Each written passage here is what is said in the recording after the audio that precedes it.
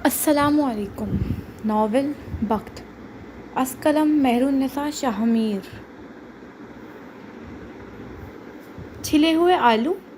میں نے کہا نا تم آج کے بعد اس سے نہیں ملو گے۔ ایک بات سمجھ نہیں آتی۔ معراج سلطان اسپتال سے گھر آ چکے تھے۔ اب وہ دونوں ان کے دائیں بائیں بیڈ پہ بیٹھے لڑنے میں مصروف تھے۔ پاپا دیکھ رہے ہیں نا اس کو، یہ مجھے میرے دوست سے ملنے سے منع کر رہی ہے۔ حسن معراج کو بیچ میں گھسیٹ لایا تھا۔ غلام حسن بابا کو بیچ میں مت لاؤ، ان کی طبیعت ٹھیک نہیں ہے، وہ گررائی تھی۔ بیٹے آپ دونوں میرے سر پہ تو ویسے ہی سوار ہو جب سے آئے ہو، خدمت کم اور لڑائی زیادہ ہی ہے۔ اب مجھے مسئلہ بتاؤ، دوستوں سے کیوں نہیں ملنے دیتی تم اس کو؟ وہ اٹھ کر بیٹھ گئے تھے۔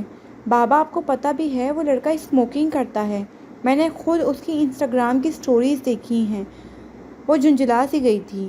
وہ بہت پہلے کی بات ہے بابا، اب اس نے یہ سب کچھ چھوڑ دیا ہے، وہ بہت نیک ہو گیا ہے، 4 وقت کی نماز پڑھتا ہے، بس فجر قضا ہو جاتی ہے، لیکن اس کی تو خیر ہے نا، آہستہ آہستہ مینیج کر ہی لے گا۔ ایک نشئی کبھی نہیں سدھر سکتا، جس نے ایک بار شراب یا سگریٹ پی لیا وہ اس کو چھوڑ ہی نہیں سکتا۔ تم جھوٹ بول رہے ہو، وہ اس پہ چڑھ دوڑی تھی۔ پھر تو تم اپنے بابا کو دیکھو بیٹے، وہ سینے پہ بازو باندھے سنجیدہ سے لہجے میں بولے تھے۔ کیا مطلب؟ ان دونوں کی آنکھوں میں حیرت تھی۔ تمہارا باپ بھی ایک نشئی ہی تھا، ایک شرابی، وہ شرمندہ سے لہجے میں بولے تھے۔ آپ مذاق کر رہے ہیں نا بابا، ایسا ہو ہی نہیں سکتا، آپ میری وجہ سے ایسا کہہ رہے ہوں گے، ہے نا؟ حسن حیرت زدہ سا کہہ رہا تھا، جبکہ حالہ خاموش تھی۔ اس کو پتہ تھا اس کا باپ ایسے مذاق نہیں کرتا۔ انہوں نے حسن کی بات کا کوئی جواب نہیں دیا تھا۔ میری شادی کو تقریباً 9 سال ہونے والے تھے اور میری کوئی اولاد نہیں تھی۔ تمہاری ماں بہت ڈپریس رہتی تھی، میں بھی بہت ڈپریس تھا، بہت پریشان تھا۔ عورت اگر پریشان ہو تو رو دھو کر گھر کے کام کاج تیاگ کر سوگ منا سکتی ہے۔ مرد بہت مجبور ہوتا ہے، وہ رو نہیں سکتا، وہ کام کاج نہیں تیاگ سکتا، اس کو لڑنا پڑتا ہے۔ میں بھی لڑا، لیکن ایک جگہ آ کر میں تھک گیا، میری ہمت جواب دینے لگی۔ وہ ان دونوں کی طرف نہیں دیکھ رہے تھے، وہ سامنے دیوار کو دیکھتے بول رہے تھے۔ انہی دنوں کچھ دوستوں کی سنگت میں نے ڈرنک کرنا شروع کر دیا اور رات کو نشے میں دھت واپس آتا تھا۔ اس طرح میری پریشانی وقتی طور پہ کم ہو جاتی تھی، وقتی سکون مل جاتا تھا۔ گناہ میں لذت ہوتی ہے، میں اس لذت کا عادی ہو گیا تھا، یہاں تک کہ میرا کام ڈسٹرب ہونے لگا تھا، میں چڑچڑا ہو گیا۔ اسی طرح کافی عرصے گزر گیا، میری یہی روٹین رہی، اور پھر ایک دن میں اپنی جونیئر نفیسہ حیات سے ملا۔ ہم دونوں ایک جگہ بیٹھے باتیں ہوئیں، کافی پی گئی۔ میں نے اس کو اپنی شادی شدہ زندگی کے بارے میں بتایا، اپنی پرابلمز شیئر کی۔ نفیسہ کی ایک عادت بہت اچھی تھی، وہ آپ کو جج نہیں کرے گی۔ اگر آپ قتل کر دو اور پھر اس کے سامنے چلے جاؤ، وہ تب بھی آپ کو جج نہیں کرے گی۔ اس نے مجھے بھی جج نہیں کیا، اس نے مجھے ایک حل بتایا۔ وہ دونوں بہت غور سے ان کو سن رہے تھے۔ اس نے کہا کہ اگر کوئی انسان اپنی ایک برائی یا بری عادت کو اللہ کے لیے چھوڑ دے تو اللہ اس کو بدلے میں اس سے بہتر نوازتا ہے، اللہ اس کو انعام دیتا ہے، اللہ خوش ہوتا ہے۔ وہ بول کر چلی گئی۔ میں سوچ میں پڑ گیا کہ آخر میرے اندر کون سی بری عادت ہے۔ سوچ سوچ کر میرا دماغ پھٹنے لگا، کیونکہ نہ میں جھوٹ بولتا تھا، نہ رشوت لیتا تھا، نہ کسی کا حق مارا تھا، نہ کبھی بیوی، والدین، رشتہ دار یا پڑوسیوں کے حقوق کھائے تھے۔ 5 وقت کا نمازی تھا، میں باقاعدگی سے قرآن پڑھتا تھا۔ پھر ایسا کون سا گناہ تھا، کون سی برائی میرے اندر تھی؟ اور پھر میرے دل سے آواز آئی، میے خمر وائن شراب، 4 مختلف الفاظ لیکن معنی ایک ہی، گناہ۔ اور پھر اس دن اس کیفے میں بیٹھ کر میں نے شراب کو اللہ کے لیے چھوڑا۔ یہ آسان نہیں تھا، مجھے خود پہ بند بٹھانے پڑے، خود پہ پہرے دینے پڑے، خود کو اذیت دی۔ کافی لوگوں نے کہا کہ اس طرح تم اس سے پیچھا نہیں چھڑا سکتے، اس کو خود سے آہستہ آہستہ دور کرو، لیکن میں سمجھ گیا تھا کچھ برائیوں کو نوچ کر ان کی جڑوں سے کھینچ کر نکالنا پڑتا ہے، اور میں نے یہ کیا، تمہارے باپ نے یہ کیا۔ اس کے 2 مہینے بعد مجھے پتہ چلا کہ میں باپ بننے والا ہوں۔ وہ فیلنگز، وہ کیفیت، وہ بیان سے باہر ہیں۔ ساری دنیا مجھ سے پوچھتی ہے، معراج سلطان تم حالے سے اتنی محبت کیوں کرتے ہو؟ میں انہیں کیا بتاؤں؟ اولاد سے تو محبت ہوتی ہی ہے، لیکن حالے تو انعام بھی ہے، خدا کا تحفہ۔ میرے اللہ نے مجھے برائی چھوڑنے کا بدلہ اتنا اچھا دیا کہ میں آج تک اس کا شکر گزار ہوں۔ حسن نے ڈبڈبائی آنکھوں سے اپنے بابا کو دیکھا تھا۔ اور میری باری تب کیا ہوا تھا؟ وہ بھی بتائیں نا۔ اس کے لہجے میں اشتیاق تھا۔ دونوں باپ بیٹی نے ایک دوسرے کو دیکھا تھا اور پھر میراث سلطان نفی میں گردن ہلائی تھی۔ تمہاری باری پہ تو کچھ خاص نہیں ہوا بیٹے۔ کچھ تو ہوا ہوگا، کچھ خاص۔ اماں سے پوچھے نا، شاید ان کو کچھ پتا ہو۔ میں ان کے ساتھ ہی ہوتا ہوں بچے، تم نارمل ہو لیکن میرے لیے بہت خاص ہو۔ اور حسن کی آنکھوں کی جوت بجھ گئی تھی، جبکہ حالے نے مسکراہٹ دبائی تھی۔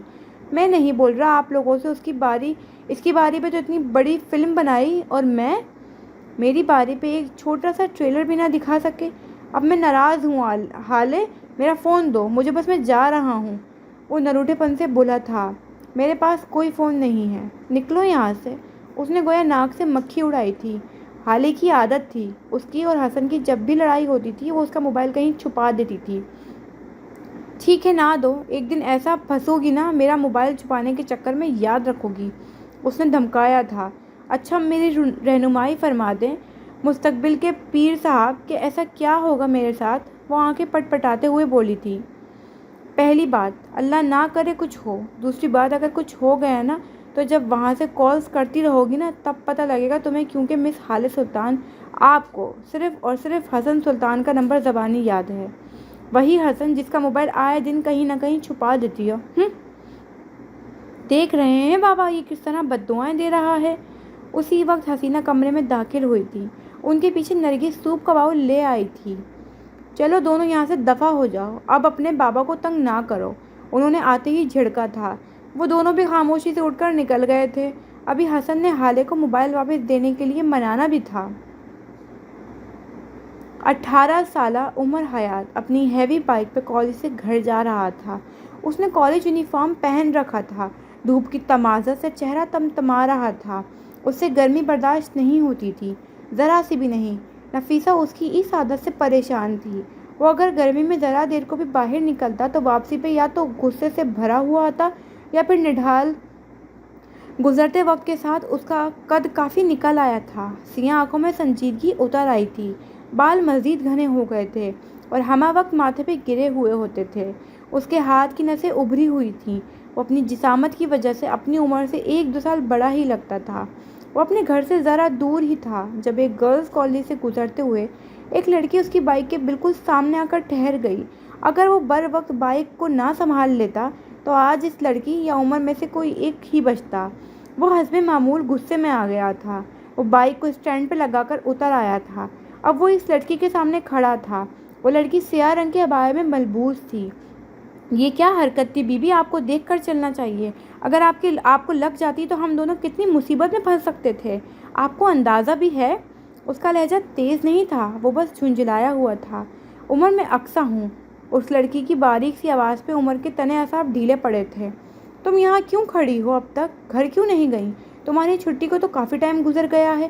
اب کہ اس کا لہجہ نرم تھا۔ میری وین والا نہیں آیا، آج سب لڑکیاں بھی چلی گئی ہیں، میں اکیلی کیسے جاتی؟ میں نے تمہیں آتے دیکھا تو سامنے ٹھہر گئی، مجھے ساتھ لے چلو پلیز۔ وہ رونے کو تھی۔ اچھا رکو، میں تمہارے لیے رکشہ رکواتا ہوں، کوئی پریشان مت ہو، میں یہیں کھڑا ہوں، اس نے تسلی دی تھی اور رکشہ ڈھونڈنے سڑک کی جانب بڑھنے لگا تھا کہ اقصیٰ نے اس کو پیچھے سے پکارا، نہیں عمر تم مجھے اپنے ساتھ لے چلو، ابا مجھے مار دیں گے اگر ذرا سے بھی اور دیر ہو گئی، وہ میرے کالج بند کر دیں گے، پلیز تم مجھے اپنے ساتھ لے چلو۔ وہ اب رونے دینے کو تھی۔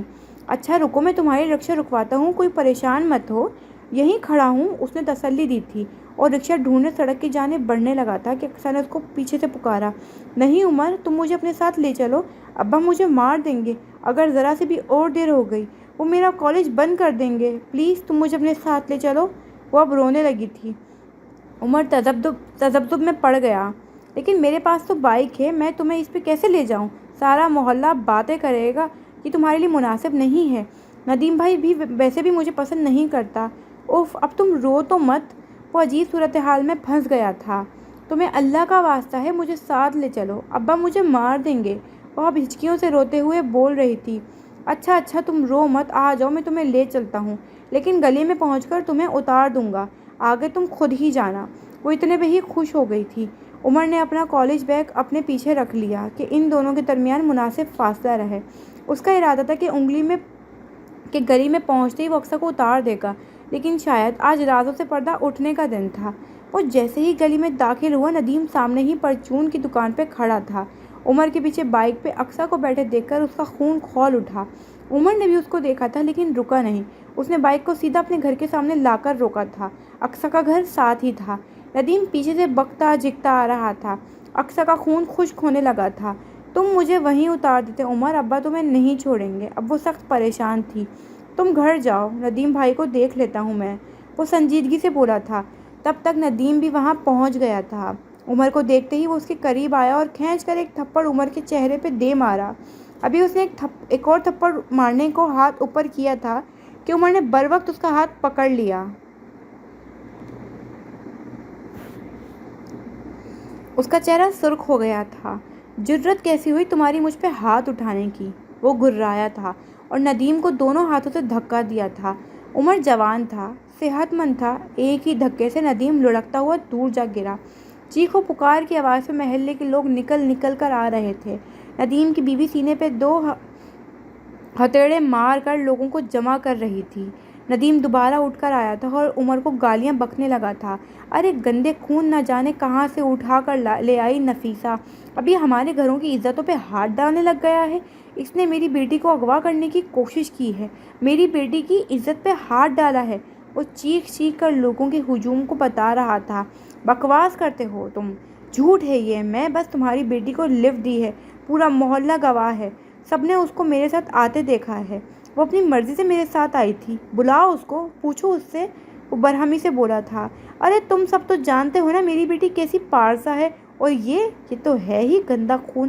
ارے اس کے ماں باپ کا بھی پتہ نہیں ہے، نہ جانے کہاں سے اٹھا کر لائی تھی اس کو نفیسہ۔ وہ ابھی چیخ رہا تھا لیکن عمر کے کان سائیں سائیں کرنے لگے تھے۔ میں اپنی ماں کا بیٹا ہوں، اس نے ان لوگوں سے زیادہ خود کو یقین دلایا تھا۔ کون سی اماں ہیں؟ کون سی ماں؟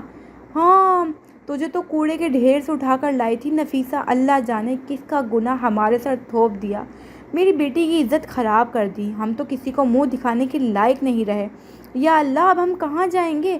کون کرے گا ہماری بیٹی سے شادی؟ ندیم کی بیوی اب زمین پہ بیٹھ کر زور زور سے چیخ رہی تھی۔ ندیم الگ سے عمر کو گالیاں دیے جا رہا تھا۔ سب کو ندیم کی بات پہ اعتبار تھا، کسی کو عمر پہ یقین نہیں تھا۔ خالہ کچھ نہیں ہوا تمہاری بیٹی کی عزت کو، وہ پاک ہے، خدا کی قسم میں نے کچھ نہیں کیا، میں نے بس اس کو لفٹ دی ہے کیونکہ اپنی بیٹی کی عزت یہاں اچھال رہے ہو، وہ شریف لڑکی ہے، کچھ خدا کا خوف کرو۔ وہ غصے اور افسوس کے ملے جلے تاثرات لیے بول رہا تھا، اپنی صفائی دے رہا تھا۔ اس کو اس وقت بھی اندر بیٹھی اس لڑکی کی فکر تھی۔ نفیسہ تو تھی ہی، گالی گالی۔ اس وقت ہجوم میں کسی نے نفیسہ کو گالی دی تھی اور بس عمر کے صبر کی حد ختم ہو چکی تھی۔ اس نے نیچے پڑی اینٹ اٹھائی اور اس آدمی کو دے ماری۔ وہ در سے دھورا ہو کر گر پڑا، اس کے سر سے خون بہہ رہا تھا۔ عمر اس کے اوپر بیٹھ کے اس کو اسی اینٹ کے ساتھ مارا گیا۔ میری ماں کو گالی دی، جرأت کیسے ہوئی؟ میں تمہیں جان سے مار دوں گا، زندہ نہیں چھوڑوں گا۔ وہ جنونی سا ہو گیا تھا۔ ہمت کیسے ہوئی میری ماں کے بارے میں بولنے کی؟ تم سب لوگ جلتے ہو میری ماں سے، ایک خود مختار عورت ہے وہ، اور یہی بات تم لوگوں کو ہضم نہیں ہوتی، اسی لیے الزام لگاتے ہو میری ماں پہ۔ کئی لوگ اس کے ہاتھ سے اینٹ لینے کی کوشش کر رہے تھے، کوئی اس کو ہٹا رہا تھا، لیکن وہ جنونی پنا اس آدمی کو مارے جا رہا تھا۔ کوئی نہیں چلتا تیری ماں سے، جا کر پوچھ اپنی ماں سے، کون ہے تیرا باپ، کس کی اولاد ہے تو؟ یہاں مردانگی دکھا رہا ہے، اتنا مرد ہے تو جا کر اپنے باپ کا پتہ تو لگا، بلکہ تیرے جیسوں کو تو نہ جانے کتنے باپ ہوں گے۔ ندیم نے زہر اگلا تھا۔ عمر خون سے تر ہاتھوں کے ساتھ اٹھا تھا اور زخمی شیر کی طرح ندیم پہ جھپٹا تھا۔ لاتے، مکے، تھپڑ، اس کو جو سمجھ آتا وہ اس کو مارے جاتا۔ وہ کراٹے چیمپئن تھا، اس نے کئی اور ایسے کورسز کر رکھے تھے، وہ باقاعدگی سے جم جاتا تھا۔ ان لوگوں سے نپٹنا اس کے لیے اتنا مشکل نہیں تھا، لیکن وہ ان کی زبانیں نہیں بند کر سکتا تھا۔ ہجوم میں سے کئی لوگ اس کی ماں کے بارے میں بات کر رہے تھے، کوئی اس کے باپ کا پوچھ رہا تھا، کوئی گالی دے رہا تھا، لیکن وہ بس یہی پکارے جاتا، میں عمر حیات ہوں، میں اپنی اماں کا بیٹا ہوں، तुम सब झूठे हो। उसके घर का दरवाज़ा तोड़ो, निकालो इसकी माँ को बाहर, आज देख लेंगे इसको भी। ये नदीम का भाई था जो उमर के घर के दरवाजे की जानिब बढ़ा था। सिंध के लोगों में किसी के घर का दरवाज़ा तोड़ना या घर में घुसना बहुत बड़ी बात समझी जाती है।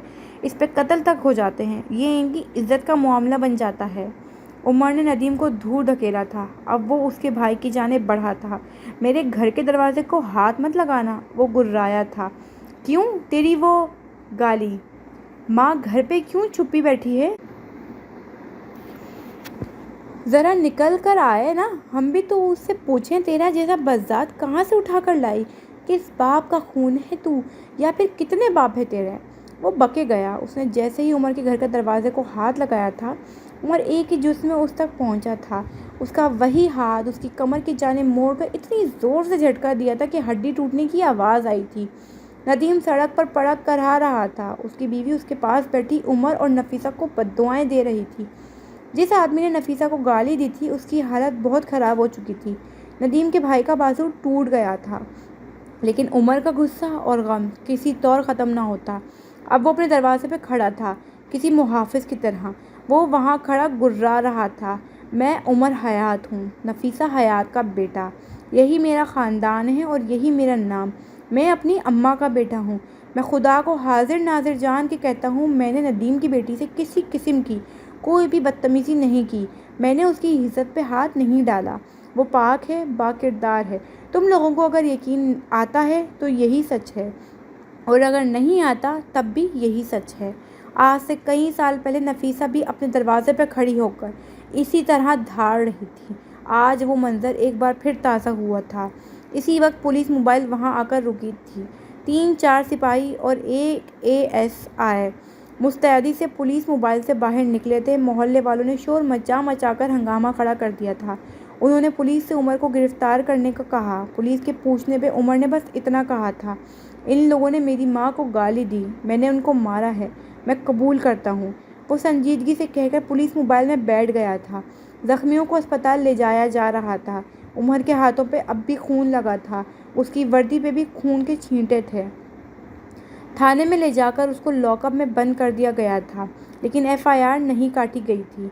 पुलिस ने उससे किसी को फ़ोन करके बुलाने को कहा था। उसने जरी को कॉल करवाई थी। जरी को आए भी 2 घंटे हो गए थे।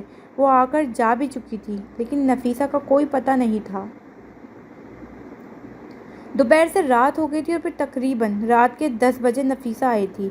उनके साथ कोई आदमी भी था, उम्र 45 या 50 के करीब। सूटेड बूटेड सा वो आदमी कोई आला ओहदेदार लगता था। एसएचओ बहुत अदब के साथ उस आदमी से बात कर रहा था।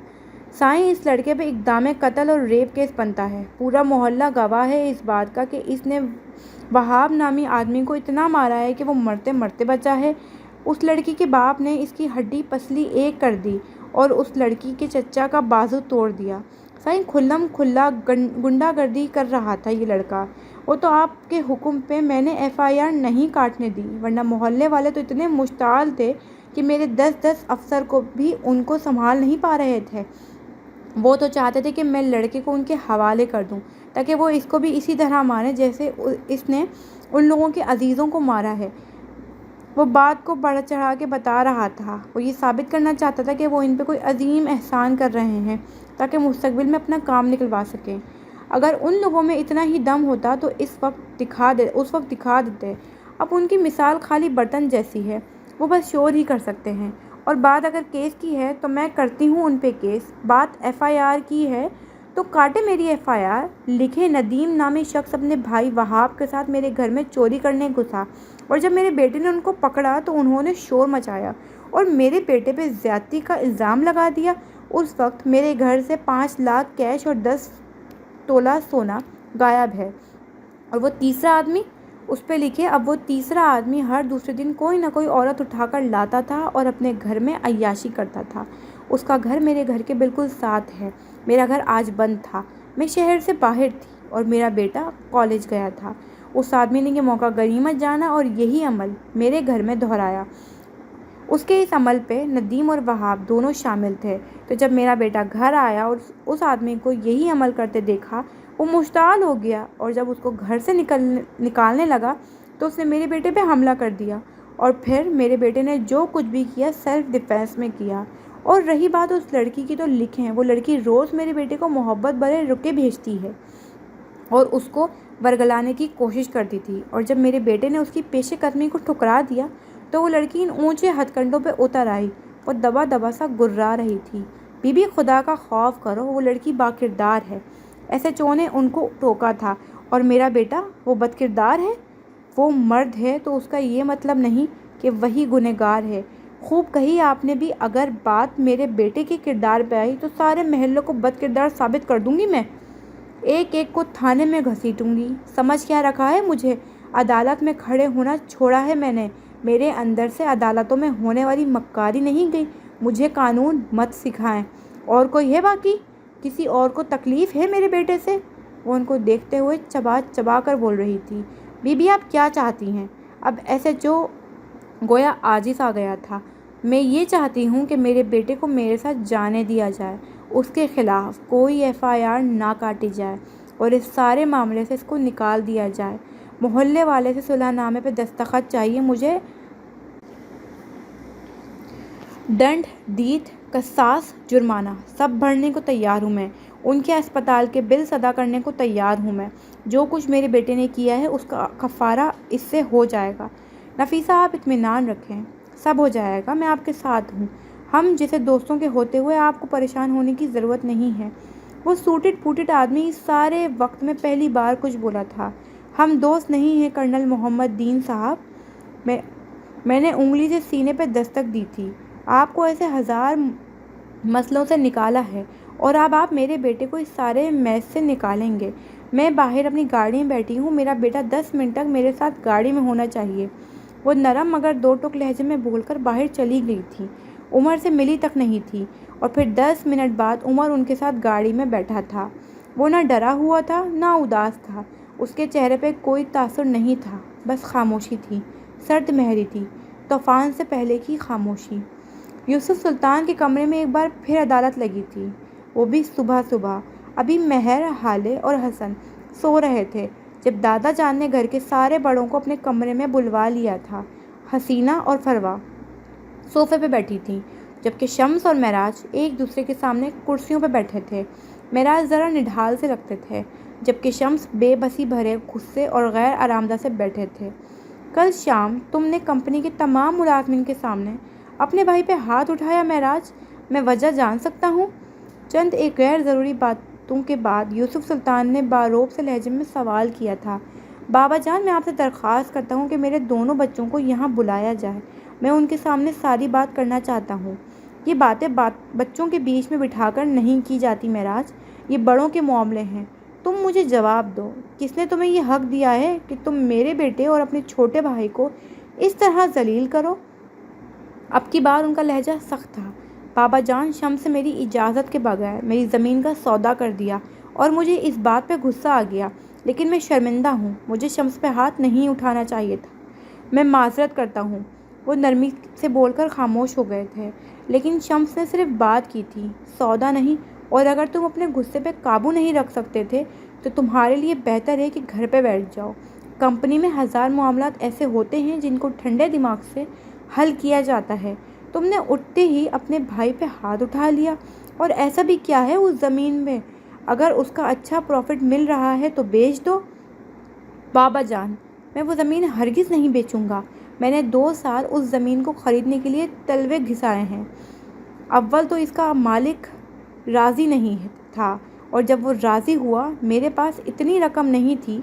तब मैंने मस्जिद में जाकर अल्लाह से दुआ की थी कि अगर मुझे ये ज़मीन मिल जाए तो मैं इस पे एक और भलाई का काम करूँगा। मैं इस पे एक ओल्ड होम बनाऊँगा। और फिर अल्लाह ने अपने गैब के ख़जाने खोले। उसी दिन मेरे पास कहीं से इतने पैसों का इंतज़ाम हो गया कि मैं वो जगह ख़रीद सकूँ।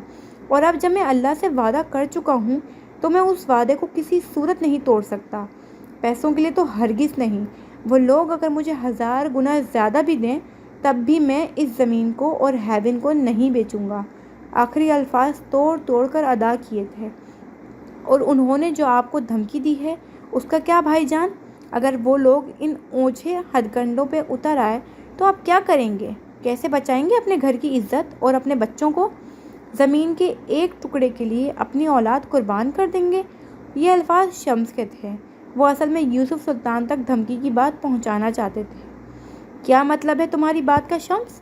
مجھے پوری بات بتاؤ، صاف صاف الفاظ میں کیا کیا کہا ہے انہوں نے؟ یوسف سلطان غصے سے بولے تھے۔ معراج پرسکون سے تھے، جیسے ان کو کسی بات کے کھلنے کا ڈر ہی نہ تھا۔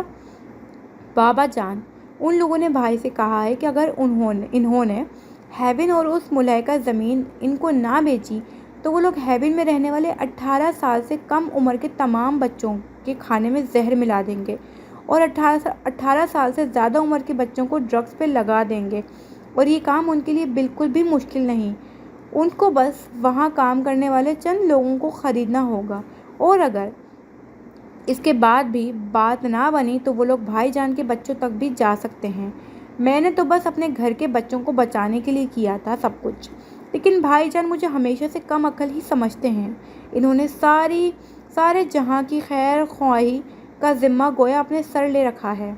انہوں نے ہمارے گھر کے بچوں کا نام لیا اور تم خاموش رہے۔ کیا کوئی گرے پڑے ہیں ہم لوگ؟ وہ شاید جانتے نہیں ہیں ہمیں۔ اگر آج بھی میں اپنی پہ آ گیا تو اس مرزا کے سارے خاندان کو تباہ کر دوں گا۔ اب تو یہ میری ضد ہے۔ جاؤ اس مرزا سے جا کر کہو نہیں بیچتا میں اس کو زمین، نہ ہیون کا سودا ہوگا۔ وہ جو کچھ کر سکتا ہے کر لے۔ اگر میرے بچوں کو خراش بھی آئی تو میں اس کی نسلوں کو ختم کر دوں گا۔ ابھی وہ سلطان سے واقف نہیں ہے۔ یوسف سلطان طیش میں آ گئے تھے۔ شمس نے یہ کب چاہا تھا؟ وہ فوراً سے بولے تھے۔ بابا جان آرام سے، ہمارے بچوں کی بات ان لوگوں نے نہیں کی، بس ایک اشارہ دیا تھا، اور ایک زمین ہی تو ہے۔ اس موٹی کھوپڑی کے آدمی کو چاہیے تو دے دیتے ہیں۔ یہ زمین اب اس کی ضد بن گئی ہے۔ بابا ہمارے لیے یہی بہتر ہے کہ ہیون اور زمین کا سودا کر لیں۔ ان یتیم بچوں کا کیا ہے، کہیں اور شفٹ کر دیں گے ان کو، کم از کم ہمارے بچے تو سیف رہیں گے نا۔ شمس، اگر میرے بچوں کی موت اس مرزا کے ہاتھوں لکھی ہے تو ٹھیک ہے، وہ آئے اور ان کو مار دے، لیکن میں اپنی پراپرٹی کا سودا نہیں کروں گا۔ وہ چبا چبا کر بولے تھے۔ اگر میرے بچوں کی زندگی لکھی ہے تو کوئی بھی ان کو ایک خراج بھی نہیں پہنچا سکتا، اور اب میں اس بارے میں کوئی بات نہیں کروں گا۔ اب اگر کوئی بات ہوگی بھی تو میرے بچوں کے سامنے ہوگی، کیونکہ میں ہیون کو اپنے بچوں کے نام کر رہا ہوں۔ ان کا لہجہ دو ٹوک تھا۔ معراج، میں چاہتا ہوں کہ پاور آف اٹرنی شمس کو دے دو۔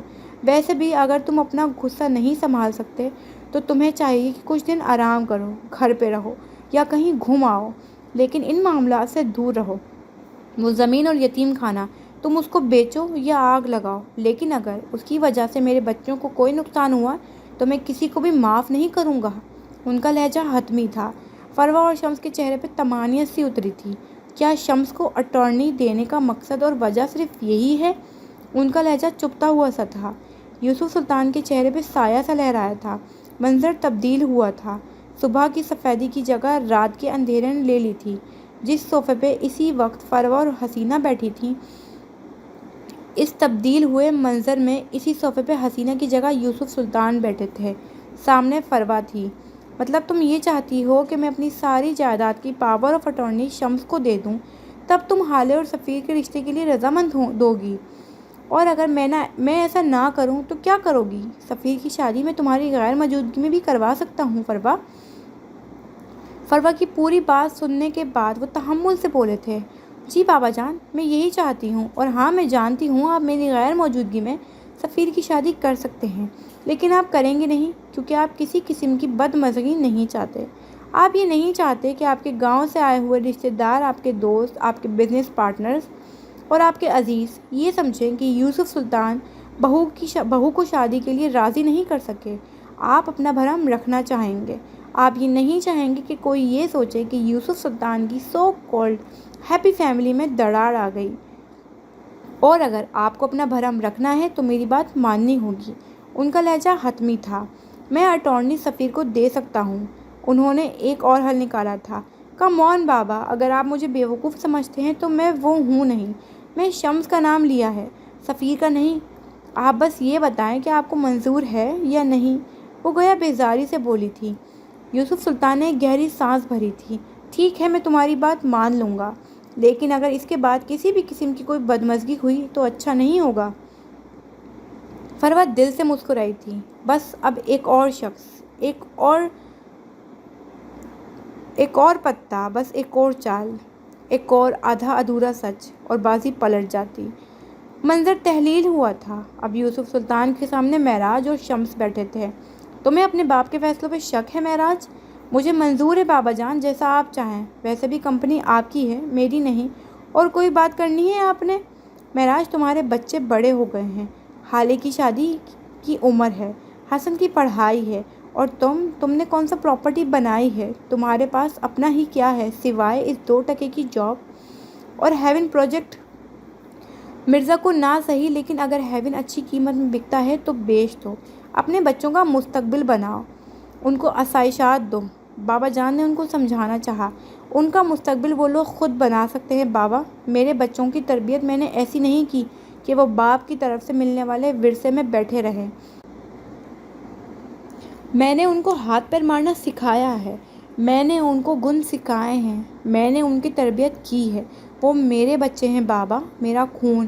ان کو سب پتہ ہے کہ انہوں نے سروائیو کیسے کرنا ہے، انہوں نے خود کو کیسے منوانا ہے، ان کی صلاحیت کیا ہے، وہ اپنی دنیا خود بنا سکتے ہیں۔ میں ان کی آخرت کا سامان کرنا چاہتا ہوں۔ اگر ان دونوں نے ہیون پروجیکٹ کو بغیر کسی مفاد یا لالچ کے صرف اللہ کی رضا کے لیے چلایا تو ان کی آخرت سنور جائے گی، وہ دنیا سنوار لیں گے، سب بچے سنوار لیں گے، ان کی آخرت سنور جائے، میرے لیے یہی بہت ہے۔ وہ نرمی سے بول کر خاموش ہوئے تھے۔ میں تمہاری باتیں نہ پہلے سمجھ سکا ہوں، نہ آج سمجھوں گا۔ خیر، مجھے یہ کہنا تھا کہ 10 دن بعد حالے کی سالگرہ ہے۔ میں چاہتا ہوں اسی روز سفیر اور حالے کا نکاح کر دیا جائے۔ فروا اور شمس کو کوئی اعتراض نہیں ہے۔ حالے سے میں بات کر لوں گا۔ کیا تم میرے فیصلے سے اتفاق کرتے ہو؟ وہ معراج کو دیکھتے پوچھ رہے تھے۔ نہیں، مجھے کوئی اعتراض نہیں، لیکن حالے سے بات کرنی ہوگی مجھے۔ معراج سلطان سنجیدگی سے بولے تھے۔ لیکن بابا جان، بہت سے کام کرنے ہوں گے، ابھی تو ہماری کوئی تیاری بھی نہیں، کچھ وقت تو چاہیے ہوگا ہمیں۔ حسینہ اس سارے وقت میں پہلی بار بولی تھی۔ بھابھی، سب کچھ مل کر کر لیں گے، پریشان نہ ہو آپ۔ فروا مسکرا کر بولی تھی۔ باقی کسی کو کوئی اعتراض نہیں تھا۔ یوسف سلطان جیسے کھل اٹھے تھے۔ ان کی سب سے بڑی خواہش پوری ہونے والی تھی۔ انہوں نے خوش تو ہونا ہی تھا۔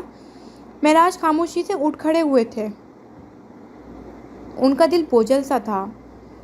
وہ جب لاؤنج میں آئیں تو حسن کسی اخبار میں منہ دیے بیٹھا تھا۔ آس پاس اور بھی کافی اخبار اکٹھے کر رکھے تھے۔ وہ ایک اخبار کو کھنگالتا اور پھر واپس رکھ دیتا۔ وہ اپنے کام میں اتنا مہو تھا، حالے کی آمد کا بھی پتہ نہ چلا۔ اوئے چھلے ہوئے آلو، یہ تمہیں اخبار پڑھنے کا شوق کب سے جاگ گیا؟ وہ دھپ سے اس کے برابر صوفے پہ بیٹھتے ہوئے بولی تھی۔ اس نے سبز رنگ کی گھٹنوں تک آتی شرٹ کے ساتھ سبزی بڑے بڑے پائنچوں والی شلوار پہن رکھی تھی۔ بال جوڑے میں باندھ رکھے تھے۔ سیاہ آنکھوں میں اب بھی نیند تھی۔ دیکھ رہا ہوں چچی جان کی خودکش دھماکے کی خبر کہاں چھپی ہے۔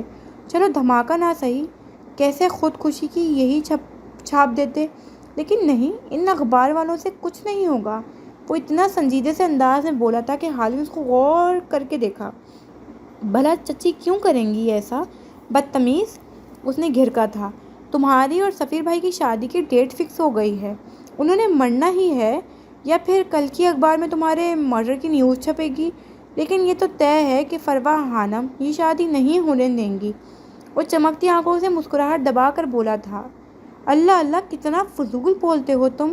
شادی ہوگی اور تم سب دیکھو گے۔ ویسے مجھے ابھی شادی کرنی ہی نہیں تھی، لیکن میں کیا کروں، کل رات دادا جان نے مجھے بہت فورس کیا، ان کی خوشی کے لیے مجھے ماننا پڑا۔ وہ اپسیٹ لگتی تھی۔ ایک بات کہوں حالے، تم سفیر بھائی سے شادی نہ کرو، وہ یکدم سنجیدگی سے بولا تھا۔ حالے نے سر صوفے کی پشت سے ٹکا لیا تھا، اور تھوڑی دیر بعد جب بولی تو اس کی آواز میں تھکان سی تھی۔ کیوں نہ کروں؟ کوئی وجہ تو ہوگی، شاید وہ خود کو بھی کوئی توجہ پیش کرنا چاہتی تھی۔ تم باتیں منوانے کی عادی ہو، تم باس لیڈی ہو، سفیر بھائی اور تمہاری بنے گی نہیں، تم ان کے ساتھ ایک بے رنگ زندگی گزارو گی، اور ہارون، تم ان کے ساتھ بہت خوش رہ سکتی ہو حالے، وہ تمہاری باتیں ماننے کے عادی ہیں، اس کو تمہاری سننا اچھا لگتا ہے، میرے حساب سے وہ تمہارے لیے بیسٹ ہے، لیکن پھر بھی جو تم چاہو۔ اس نے کندھے اچکائے تھے۔ حالے خاموش رہی، کچھ بولی نہیں۔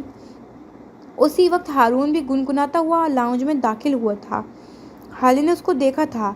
उसके होंठों पे फीकी सी मुस्कुराहट आई थी। हारून ने उसे नोट नहीं किया था। वो इसी तरह गुनगुनाता उसके पास आकर बैठ गया था। क्या हुआ है कज़न, इतनी अपसेट क्यों हो? वो हशाश बशाश सा बोला था। हसन, जाओ नरगिस से कहो हारून के लिए कॉफ़ी लेकर आए। हाले जवाब देने के बजाय हसन से बोली थी। साफ साफ कहो अपनी बात में मुझे शामिल नहीं करना चाहते। मैं महज़ब तरीके से उठ जाता। वैसे भी बहन, हमारी आदत नहीं है किसी की सुनगुन लेने की। हम तो बस अपने काम से काम रखते हैं। वो मोहल्ले की फसादन आंटियों की नकल उतारता बोला था, लेकिन हाले की जानिब से कोई जवाब ना पाकर खामोशी से उठ गया था। अब के हारून को परेशानी हुई थी। कुछ हुआ है क्या हाले? मुझे बताओ। उस सफ़ीर ने कुछ कहा है? कुछ बोलो भी। उसकी गिरे आंखों में वाज़ह फिक्र थी। वो मुझे तंग करने लगा है हारून। पता नहीं क्यों मुझे लगता है जैसे मुझसे गलती हो गई है। मैं जल्दबाजी कर बैठी हूँ। वो ये सफ़ीर नहीं है जिसको मैंने पसंद किया था, जिससे मैं शादी करना चाहती थी। तुम्हें पता है रात उन्होंने मुझ पे इतना शाउट किया जस्ट बिकॉज मैंने उनकी कॉल नहीं पिक की। उनको लगता है कि मैं जानबूझकर ऐसा करती हूँ ताकि मेरी वैल्यू बढ़े। और बाबा और चचा के भी जो कुछ भी हुआ इस बारे में मुझे मेरे बाबा से बात करनी चाहिए। ये उन दोनों भाइयों का मसला है, मैं क्यों बीच में पड़ूं? कल उस 40 मिनट की कॉल पर उन्होंने इतना कुछ बोला कि मैं शक में मुब्तला हो गई हूँ। वो शराब पीते हैं, उनकी कई लड़कियों से दोस्तियाँ हैं, हम दोनों बहुत अलग हैं। मुझे लगता है मैं गलत इक्वेशन में फंस गई हूँ। मैं क्या करूँ कुछ समझ नहीं आता। वो आंखें बंद किए सर को सोफे की पुश से टिकाए बोल रही थी। हारून बस उसको देखकर रह गया था। उसको छोड़ दो हाले, ख़त्म कर दो ये ताल्लुक़। आगे जाकर देखो वो तुम्हें बहुत हर्ट करेगा। वो तुमसे मोहब्बत नहीं करता। उसने खुद ये बात कही है मुझसे। तुम मेरा यकीन करो, वो बस तुमसे मुतासिर हुआ है और कुछ नहीं। वो कुछ और भी कहता है कि किसी अपने अकुब से आने वाली आवाज़ पर खामोश हो गया। और तो ये क्लासेस तुम इससे लेती हो? ग्रेट। इस आवाज़ पे हाले करंट खाकर सीधी हुई थी। सफ़ीर लाउंज के दहाने पे खड़ा छुपती नज़रों से इन दोनों को देख रहा था। तुम हमारी ज़ाती बातें इसको बताती हो और इसकी इतनी ज़रूरत कि ये तुम्हें मेरे ख़िलाफ़ बहकाए? हाले अफसोस हो रहा है मुझे तुम पे। मैं तो यहाँ तुमसे रात की सारी बातों पे माफ़ी मांगने आया था और तुम यहाँ मेरे ही ख़िलाफ़ मुहाज खोले बैठी हो। सफ़ीर, बात को गलत रुख मत दें। हम बस बात कर रहे थे और मैं कोई बच्ची नहीं हूँ जो किसी की बातों में आ जाऊँगी। वो नरमी से बोली थी। वो इस वक्त झगड़ा नहीं चाहती थी, जबकि हारून उठ खड़ा हुआ था। मैं चलता हूँ, तुम दोनों बात कर लो, ओके? वो नॉर्मल से लहजे में बोलता सफ़ीर के पास से गुजरने लगा। जब सफ़ीर ने उसकी कोहनी को पकड़ा, साथ नरगिस को आवाज़ें देने लगा। हाले चुपती नज़रों से उसको देखती रही। सफ़ीर, मुझे जाने दो। तुम दोनों अपने मसले हल कर लो। मैं कोई झगड़ा नहीं करवाना चाहता। इसी वक्त नरगिस प्लेट में मिठाई लिए उनके पास आई थी। सफ़ीर साहब माजरत, दरअसल मैं मिठाई लेने किचन में गई थी। हारून साहब की अम्मी आई हैं ना, तो उनके लिए इसको लंबे जवाब देने की आदत सी थी। इसलिए तो बुलाया है तुम्हें नरगिस, मिठाई ही तो चाहिए थी। वो मुस्कुराते हुए बोला था और साथ एक गुलाब जामुन उठाकर हारून के सामने किया था। कौनी हुनूस थाम रखी थी। ये किस खुशी में है हारून नागवारी से बोला था। ये लो यार, खाओ तो सही। उसने ज़बरदस्ती इस गुलाब जामुन को हारून के मुंह में ठूंसा था। हाले को सफ़ीर की ये हरकत पे गुस्सा आया था, लेकिन कुछ बोली नहीं। हम दोनों की शादी फिक्स हो गई है। 10 दिन बाद निकाह है हमारा। उसी की मिठाई है। वो बज़ाहिर मुस्कुरा रहा था, लेकिन उसकी आंखों में तपिश सी थी। हारून शाहिद ने अपनी ज़िंदगी में इतना कड़वा गुलाब जामुन नहीं खाया था। उसने बेख्तियार अपनी कोहनी छुड़वाई थी और तेज़ तेज़ चलता सुल्तान मंजिल के दरवाजे की जानिब बढ़ गया। उसकी आंखों में पानी भरता जा रहा था। हर मंजर धुंधला सा हो रहा था। कई एक बार तो वो गिरते गिरते बचा था। अब वो सुल्तान मंजिल के गेट से बाहर निकल आया था और एक दीवार की ओट में खड़ा इस मिठाई को थूक थूक कर निकाल रहा था, तो कभी शर्ट की आस्तीन से ज़बान को रगड़ रहा था। कड़वापन ऐसा था कि ख़त्म ना होता था। उसको लग रहा था उसका सांस बंद हो रहा है।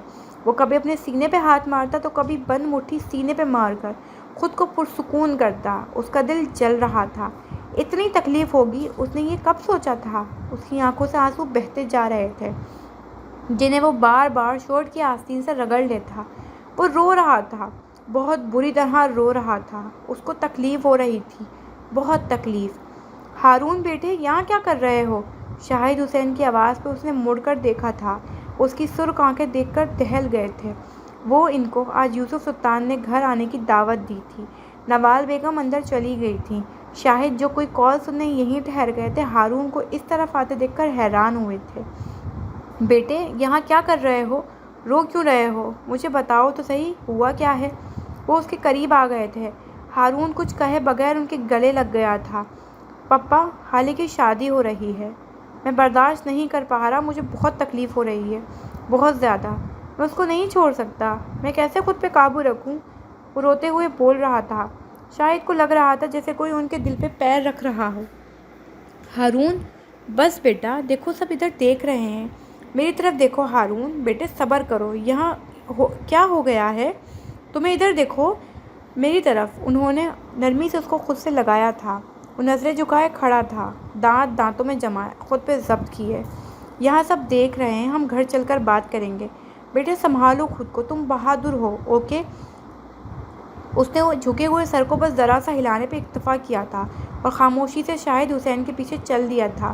ضبط کیے درد سہتے ہوئے وہ اتنا بہادر نہیں تھا جتنا بننے کی کوشش کر رہا تھا، وہ اتنا مضبوط نہیں تھا جتنا خود کو ظاہر کر رہا تھا۔ دوسری طرف حالے اور سفیر ایک دفعہ پھر آمنے سامنے تھے۔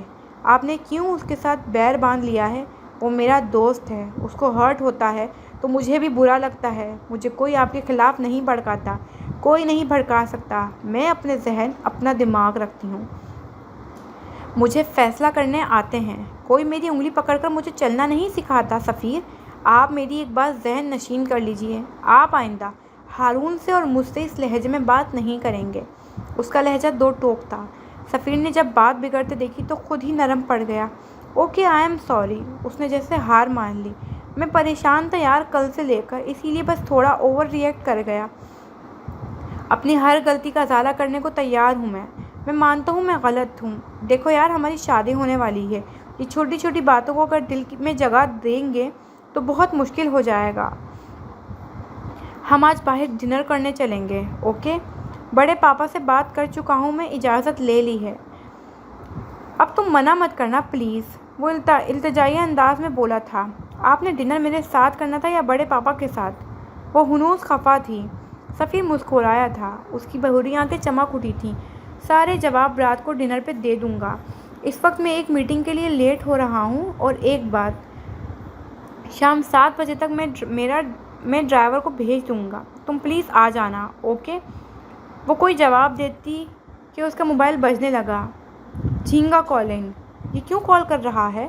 اچھا اوکے، میں آ جاؤں گی، اس نے سفیر کی طرف دیکھے بغیر کہا تھا۔ وہ بھی لیٹ ہو رہا تھا اس لیے خاموشی سے چلا گیا۔ خالے نے کال پک کی تھی۔ ہاں بولو، کدھر ہو تم اور کیوں کال کر رہے ہو؟ میرے کمرے میں آ جاؤ، ابھی اور اسی وقت۔ اس کی پھنسی پھنسی سی آواز آئی تھی۔ کیوں، میں تمہاری نوکر لگی ہوں؟ وہ تب بھی تو گئی تھی۔ یار آ جاؤ پلیز، میں مصیبت میں ہوں۔ وہ روحانسا سا ہو گیا تھا۔ خالے نے جواب دیے بغیر کال کاٹ دی تھی اور اوپر کی طرف جانے لگی تھی جب اس نے شاہد حسین اور ہارون کو سامنے سے آتے دیکھا تھا۔ وہ بھاگ کر ان کے قریب گئی تھی۔ شاہد اس کو دیکھ کر مسکرائے تھے۔ وہ ان کے پاس جا کر ان کے سینے سے لگ گئی تھی۔ شاہد نے اس کے بالوں کو چوما تھا۔ آئی مس یو سو مچ ماموں جان، وہ ان سے الگ ہوتے ہوئے بولی تھی جبکہ ان کے دونوں ہاتھ کو پکڑ کر رکھا تھا۔ میں نے بھی بہت مس کیا تمہیں۔ انہوں نے اس کے ہاتھ اوپر کر کے چوم لیے تھے۔ ہاں، اسی لیے تو ایک بھی چکر نہیں لگایا ہماری طرف، اتنے مصروف ہیں کہ میرے لیے وقت بھی نہیں نکال سکے۔ لڑکی اب تو آ گیا ہوں نا، سارا دن ساتھ گزاریں گے، اب خوش ہو؟ تھوڑی دیر وہاں کھڑے رہنے کے بعد شاہد اندر کی جانب بڑھ گئے تھے اور حالے ہارون کے ساتھ حسن کے کمرے میں چلی گئی تھی۔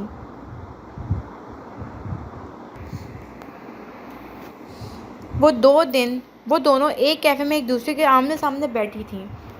یہ کیفے ایک کھلی جگہ پہ بنایا گیا تھا، کھلے آسمان کے نیچے۔ اوپر کوئی چھت نہیں تھی، بس آسمان تھا، آگ برساتا آسمان۔ ہر ٹیبل کے ساتھ ایک چھتری نما کوئی چیز لگتی تھی، اس کو کھولو تو وہ آپ کو اوپر سایہ کر دیتی تھی اور آپ کو جھلساتی دھوپ سے بچا لیتی تھی۔ महर ने नीले रंग का प्रिंटेड लॉन का सूट पहन रखा था, कानों में टॉप्स, बालों को ऊंची पोनीटेल बना रखी थी। वो उदास थी। उसके बरक्स फरवा फ्रेश सी थी।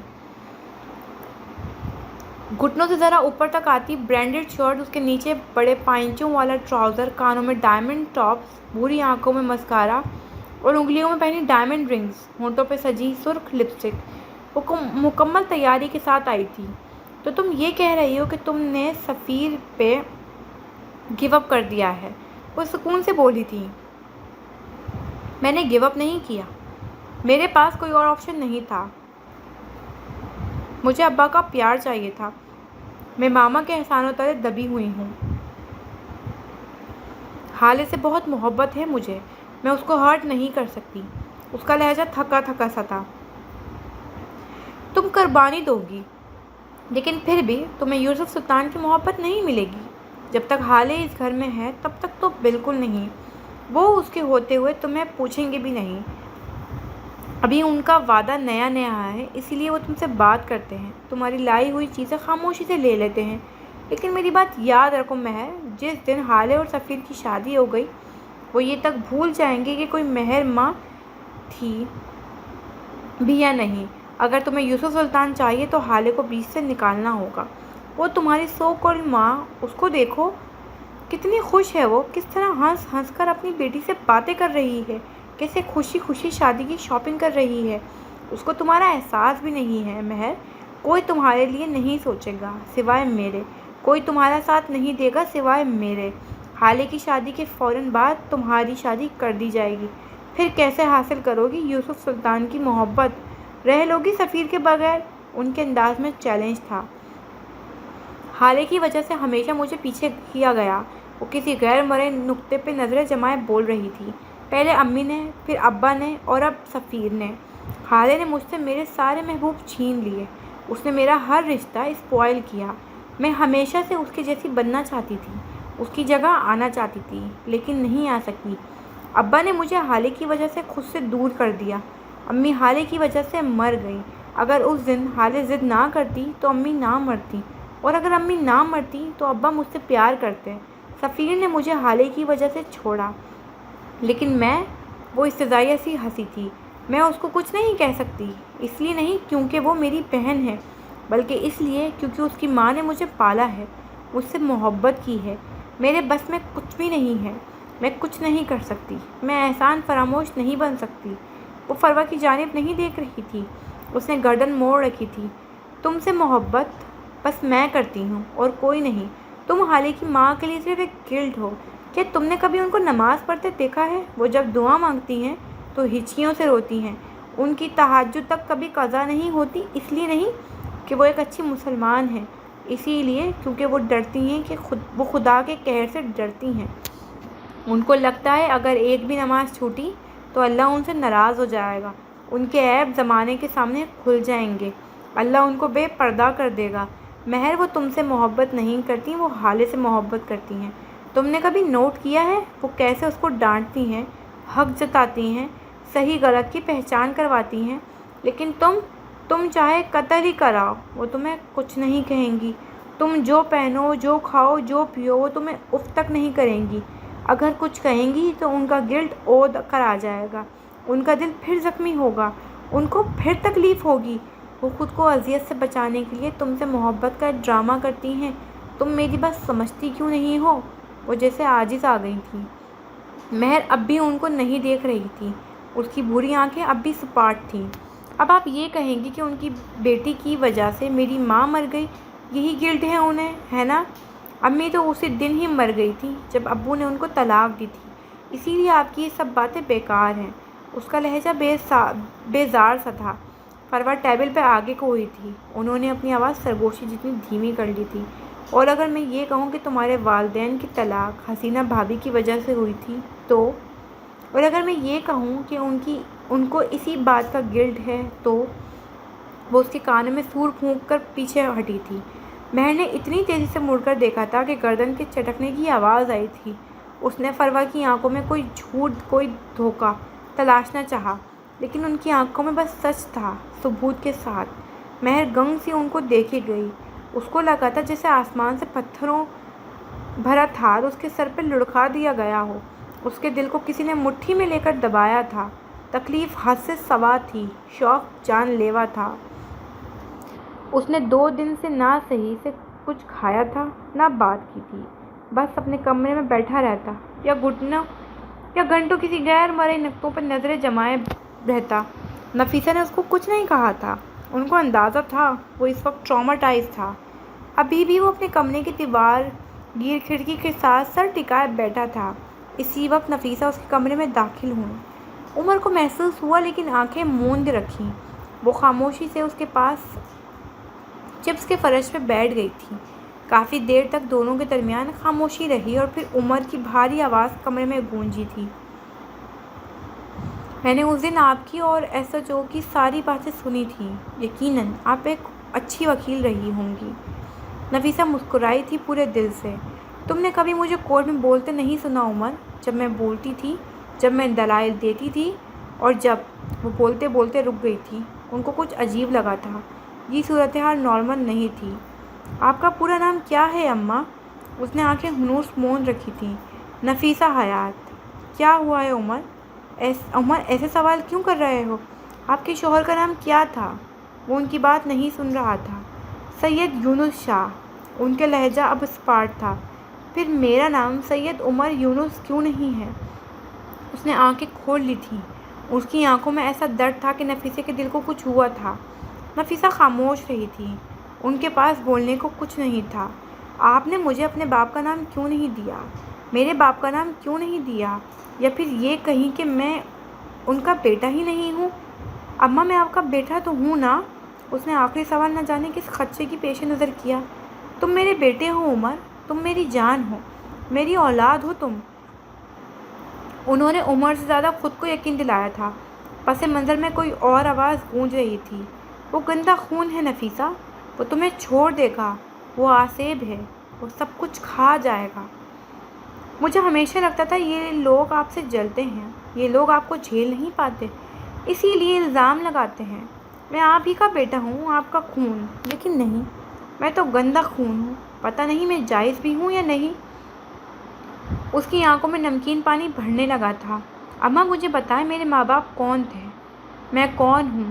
آپ مجھے کہاں سے لائی ہیں؟ خدا کے لیے مجھے سب بتا دیں ورنہ میں پاگل ہو جاؤں گا۔ آپ میری ماں ہیں یا نہیں؟ میرا باپ کون ہے؟ کچھ تو بتائیں مجھے۔ وہ برہمی سے بول رہا تھا۔ میں تمہاری ماں ہوں عمر۔ میں نے تمہیں پیدا نہیں کیا، لیکن میں تمہاری راتوں کو جاگی ہوں۔ میں نے تمہیں 9 مہینے اپنی کوکھ میں نہیں رکھا، لیکن تمہاری تکلیف سے زیادہ مجھے تکلیف ہوتی ہے۔ تم میرا خون نہیں ہو، لیکن میں تمہارے لیے کسی سے بھی لڑ سکتی ہوں۔ میں نے ہمیشہ تمہیں بیسٹ دیا ہے۔ عمر تم میرے بیٹے ہو۔ تمہاری اصل ماں کو تمہاری شکل بھی یاد نہیں ہوگی۔ تم جب پیدا ہوئے تھے اس کے 2 گھنٹے بعد تم میری گود میں آئے تھے۔ تمہیں اللہ نے میرے پاس بھیجا ہے۔ تم میرا سرمایہ ہو، میرا کل جہاں، میری متاع حیات۔ تم میرے بیٹے ہو، میری عمر بھر کی کمائی۔ تم وہ بلند آواز میں بولتی عمر سے زیادہ خود کو یقین دلا رہی تھی۔ وہ ایک دن تمہیں چھوڑ دے گا نفیسہ۔ وہ تمہارا کیریئر کھا گیا ہے، تمہارا وقار کھا گیا، وہ سب کچھ کھا جائے گا۔ تم اکیلی رہ جاؤ گی۔ مطلب میں آپ کا بیٹا نہیں ہوں۔ وہ شوق نہیں تھا، اس کو اندازہ تھا۔ 2 دن پہلے ان لوگوں کی وثوق سے کئی باتوں پہ وہ کہیں نہ کہیں ایمان لے آیا تھا۔ وہ اٹھ کھڑا ہوا تھا۔ اماں میں آپ کا بیٹا نہیں ہوں۔ میں کون ہوں؟ کہاں سے لے کر آئی ہیں آپ مجھے؟ کون ہے میرا باپ؟ میری ماں کون ہے؟ کیوں دیا انہوں نے مجھے آپ کو؟ اماں مجھے سب پتہ ہے، سب۔ اس کی آنکھیں سرخ تھیں۔ وہ تیز تیز بول رہا تھا۔ میں نہیں جانتی تمہارے خاندان کو، میں کچھ نہیں جانتی عمر۔ تم سب باتیں چھوڑ دو، جو ہونا تھا وہ ہو گیا۔ تم میرے بیٹے ہو۔ انہوں نے عمر کو کوہنی تھامنی چاہی جسے عمر نے بے دردی سے چھڑایا تھا۔ مطلب انہوں نے مجھے پھینک دیا تھا۔ آپ ان کو نہیں جانتی؟ مطلب مجھے لگا تھا میرے ماں باپ نے مجھے آپ کے حوالے کیا ہوگا، لیکن وہ اب شوق تھا۔ او میرے خدایا، یہ میں کس کھیل کا حصہ بن گیا ہوں؟ یہ کیا ہو رہا ہے میرے ساتھ؟ اللہ کیوں میرے ساتھ ہی کیوں؟ وہ بالوں کو مٹھی میں دبوچے یہاں سے وہاں چکر لگا رہا تھا۔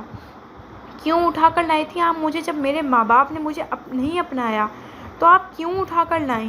اتنے سال میں دھوکے میں رہا۔ اس دن سب لوگوں نے اس 2 کے ندیم کی بات کا یقین تھا، لیکن میرا نہیں، کیونکہ اس کی کریڈیبلٹی تھی، اس کا خاندان تھا، اس کے پاس نام تھا، عزت تھی، اور میں خالی ہاتھ تھا۔ اس نے اپنے دونوں ہاتھ نفیسہ کے چہرے کے سامنے کیے تھے۔ میرا کوئی خاندان نہیں تھا، میری کوئی اوقات نہیں تھی، میری کوئی کریڈیبلٹی نہیں تھی۔ میں ایک ایسی اولاد تھا جس کو اس کے ماں باپ نے بھی قبول نہیں کیا تھا۔ یا اللہ، میری تو ساری زندگی جھوٹ تھی، میرا وجود جھوٹا ہے، ناپاک ہے، گندا ہے۔ وہ بلند آواز میں چلا رہا تھا۔ عمر، میں نے تمہارے لیے سب کچھ کیا ہے، آگے بھی کروں گی۔ تمہارا خاندان میں ہوں، میں نے تمہارے لیے دنیا چھوڑی ہے۔ تم مجھ سے پوچھو تم کیا ہو؟ تم میرا پورا جہاں ہو۔ لوگوں کی باتوں میں کیوں آتے ہو عمر؟ یہ سب جھوٹے ہیں، تم میرا سچ ہو۔ وہ رونے لگی تھی۔ میں نہیں جانتی تھی تمہاری فیملی کون ہے، تم کون ہو۔ میں نے تمہیں کوڑے کے ڈھیر سے اٹھایا تھا، لیکن میں 1 ہفتہ بعد ہی تمہارے باپ کا پتہ لگا چکی تھی۔ میں ساری زندگی تمہیں اپنے پاس رکھ کر گلٹ نہیں رہ سکتی تھی۔ میں تمہیں تمہارے باپ کے پاس لے گئی تھی، لیکن انہوں نے تمہیں قبول نہیں کیا۔ ان کی زندگی مکمل تھی عمر، اس میں تمہاری کوئی جگہ نہیں تھی۔ تم میرے لیے آئے تھے عمر، میری زندگی ادھوری تھی، تمہیں اس کو مکمل کرنا تھا عمر۔ عمر کی بیماری کے بعد وہ آج روئی تھی۔ آپ نے میرے لیے کچھ نہیں کیا، وہ دانت پیس کر گھررایا تھا۔ آپ ایک ضدی عورت تھیں، آپ نے مجھے اپنی انا کی تسکین کے لیے پالا۔ آپ کو ہمیشہ وہی کام کرنا ہوتا تھا جس سے آپ کو روکا جائے۔ آپ نے میرے معاملے میں بھی وہی کیا۔ آپ نے ساری دنیا اپنے لیے چھوڑی اماں۔ میرے لیے اگر کچھ کرنا تھا تو آپ امریکہ سے واپس ہی نہ آتی۔ میرے لیے اگر کچھ کرنا ہوتا تو یہ محلہ چھوڑتی۔ میرے لیے اگر کچھ کرنا ہوتا تو آپ وکالت نہ چھوڑتی۔ آپ نے یہ سب کچھ اسی لیے کیا تاکہ آپ کی واہ واہ ہو۔ آپ نے یہ سب اسی لیے کیا تاکہ آپ کی انا کو تسکین ملے، تاکہ مجھے اگر کچھ پتہ چلے تو میں خود کو آپ کے احسانوں کے بوجھ تلے دبا ہوا محسوس کروں۔ مجھے اتنے سال دھوکے میں رکھا، اتنے سال میں نے سارے محلے والوں کی غلیظ نظریں، زو معنی جملے بازی، سب کچھ اسی لیے برداشت کیا کیونکہ مجھے لگتا تھا یہ لوگ سب کچھ اسی لیے بولتے ہیں کیونکہ یہ آپ کا مقابلہ نہیں کر سکتے، ایک مضبوط عورت کو جھیل نہیں سکتے۔ آپ مضبوط نہیں تھیں، آپ ضدی تھیں۔ ان کی آنکھوں میں دیکھتا چبا چبا کر کہہ رہا تھا۔ نفیسہ بس اس کو دیکھے گئی، یک تک دم سادے، اور جب بولی تو بس اتنا، تم زری سے ملے ہو؟ ان کو اپنی آواز کسی کھائی سے آتی محسوس ہوئی۔ عمر نے کوئی جواب نہیں دیا تھا۔ ایک پرانا اور ناراض دوست جس کے پاس آپ کا راز ہو، وہ دشمن سے بھی زیادہ خطرناک ہوتا ہے۔ آج نفیسہ نے مان لیا تھا۔ خدا تمہیں غارت کرے زری، وہ کربناک لہجے میں بولی تھی۔ نفیسہ حیات نے اپنی زندگی میں پہلی بار کسی کو بد دعا دی تھی۔ عمر سنی انسنی کرتا الماری کی جانب بڑھ گیا تھا۔ نفیسہ نے شوقی نظروں سے اس کو دیکھا تھا۔ وہ اپنے ہینگر میں ٹنگے ایک ایک جوڑے کو نکالتا بیگ میں ڈالتا جاتا۔ بیگ بھر چکا تھا لیکن نفیسہ اپنی جگہ سے ہلی بھی نہیں۔ اب وہ باتھ روم سے اپنے کچھ سامان لے کر آیا تھا اور ان کو بیگ میں ٹھونس رہا تھا۔ نفیسہ بے حس و حرکت ان کو دیکھی گئی۔ اب اس کا بیگ تیار تھا، اس نے بیگ کندھے پہ رکھا تھا اور نفیسہ کی طرف دیکھ کر بولا تھا، میں جا رہا ہوں اماں۔ جو ذلت میں نے اس دن دیکھی تھی اس کے بعد میں ان لوگوں کا سامنا نہیں کر سکتا۔ اب میں تب واپس آؤں گا جب میری کوئی عزت ہوگی، میری بات کی کریڈیبلٹی ہوگی، میرا کوئی مقام ہوگا۔ میں اپنے خاندان کو ڈھونڈنے جا رہا ہوں، میری واپسی کا انتظار مت کیجیے گا۔ اس کا لہجہ سپاٹ تھا۔ نفیسہ نے ذہن پہ زور دیا تھا۔ ان کو ایسی اذیت کب ہوئی تھی؟ جب ان کا باپ مرا تھا؟ نہیں۔ جب ان کا شوہر مر گیا تھا؟ نہیں۔ جب ان کی پہلی اولاد دنیا میں آنے سے پہلے مر گئی تھی؟ نہیں۔ جب عمر بیمار ہوا؟ نہیں۔ جب ان کا لائسنس کینسل ہوا؟ نہیں۔ یہ اذیت سب اذیتوں سے بڑی تھی۔ یہ دکھ تمام دکھوں پہ بھاری تھا۔ یہ غم دیمک ثابت ہونے والا تھا۔ عمر مت جاؤ، وہ رندے ہوئے لہجے میں بولی تھی۔ آنسو ابل ابل کر ان کی آنکھوں سے نکل رہے تھے۔ تم میرا سہارا ہو، میری اولاد ہو، تم میرے بیٹے ہو، میرا مان ہو، میرا واحد رشتہ۔ مجھے بے سہارا مت کرو، مجھے ہجر کا غم نہ دو۔ تم میرا سرمایہ ہو، مجھے خالی ہاتھ نہ کرو عمر، رک جاؤ۔ وہ گیلے چہرے کے ساتھ بول رہی تھی۔ آنسوؤں کی وجہ سے عمر کا چہرہ دھندلا سا لگتا تھا۔ مجھے مت روکیں اماں، میں رک جاؤں گا، اور اگر میں رک گیا تو عذاب بن جاؤں گا۔ مجھے اولاد رہنے دیں، مجھے عذاب نہ بننے دیں۔ وہ بول کر رکا نہیں تھا، وہ کمرے کا دروازہ پار کر گیا تھا۔ نفیسہ نے آنکھیں صاف کی تھیں، منظر صاف ہو گیا تھا، اور اس منظر میں عمر حیات نہیں تھا۔ نفیسہ کو لگا تھا جیسے عمر ان کے دل پہ پیر رکھ کر گیا ہو۔ وہ فرش پہ بیٹھتی چلی گئیں اور چند ہی لمحوں بعد دھاڑے مار مار کر روتی جاتی اور ایک ہی سطر دہراتی، اللہ تمہیں غارت کرے زری۔ ہارون اور ہالے جب حسن کے کمرے میں داخل ہوئے تو وہ منہ دیوار کی جانب موڑے بیٹھا تھا، ایسے کہ ان دونوں کی طرف پیٹھ تھی۔ ہالے مشکوک سی آگے آئی تھی۔ جھینگے، کیوں بلایا ہے مجھے، اور یہ منہ کیوں اس طرف رکھا ہوا ہے؟ کمر پہ ہاتھ رکھے آنکھوں کی پتلیاں سکیڑے پوچھ رہی تھی۔ پہلے وعدہ کرو مجھے جج نہیں کرو گی، آخر کو میں بھی ایک انسان ہوں، میری بھی خوبصورتی پہ حق ہے۔ اس کی آواز کچھ الگ سے لگ رہی تھی، جیسے مشکل سے بول رہا ہو۔ اب کہ ہارون بھی مشکوک ہوا تھا اور ہالے کے سامنے سے گزرتے ہوئے فوراً حسن کے سامنے جا کر کھڑا ہوا، اور پھر 2 سیکنڈ بعد ہی اس کا بلند سا قہقہ پورے کمرے میں گونجا تھا۔ ہالے نے آگے بڑھ کر حسن کا چہرہ دیکھا اور پھر اگلے سیکنڈ وہ بھی پاگلوں کی طرح ہنسنے لگی تھی۔ حسن جو کہ بلیک چارکول بیوٹی ماسک لگائے بیٹھا تھا، ان دونوں کو ہنستے دیکھ کے خفیف سا منہ چھپانے لگا۔ اللہ اللہ حسن، یہ تم نے کیا کیا ہے؟ وہ پیٹ پکڑے ہنستی جا رہی تھی۔ ہارون نے ہنستے ہوئے اپنے موبائل نکالا تھا اور حسن کی تصویر بنانے لگا۔ ہارون بھائی نہ کریں یار پلیز، وہ روحانسا سا ہو گیا تھا۔ یہ کیوں لگایا ہے تم نے؟ وہ ہنستے ہنستے بمشکل بولی تھی، اس کی آنکھوں میں پانی بھر گیا تھا۔ یہی حال ہارون کا تھا، وہ نیچے بیٹھ کر گردن پیچھے پھینکتے ہنسے جا رہا تھا۔ میں نے یوٹیوب پہ دیکھا تھا یہ، اور عیشا مدحت کی شادی پہ ملنے والی لڑکی، اس کو بھی کئی بار لگے ہوئے دیکھا تھا، تو آج تمہارے کمرے میں جب گیا تو یہ مل گیا۔